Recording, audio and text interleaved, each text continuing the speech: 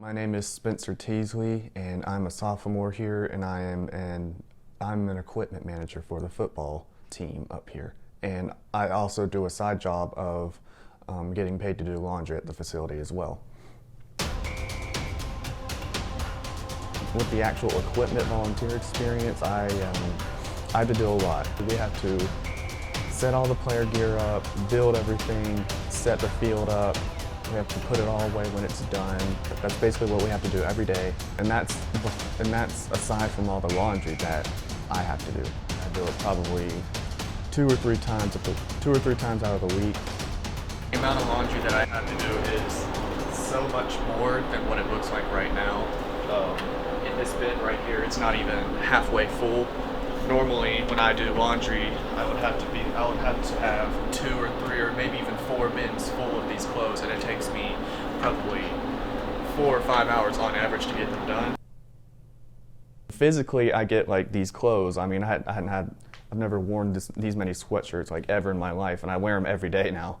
I get clothes and new shoes, and I get gifted stuff as well. Learning all these different things about teamwork and, individualism and just like having people count on you to do stuff, it really gives you a good message on really teaches you a lot as well.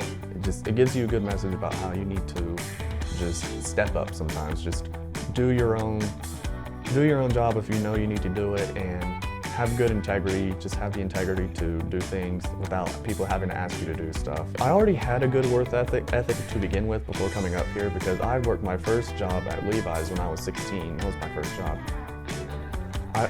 I went into this volunteer experience, I went into the equipment team with that work ethic, and it's only helped me out. I mean, I don't think I've ever had any problems working there, and it's basically a full-time job for me right now. I mean, I'm there almost every day, probably 30, 40 hours a week, and on average for a day, on a good day, on a busy day, probably about 5, 6, 7, maybe 8 hours of the day.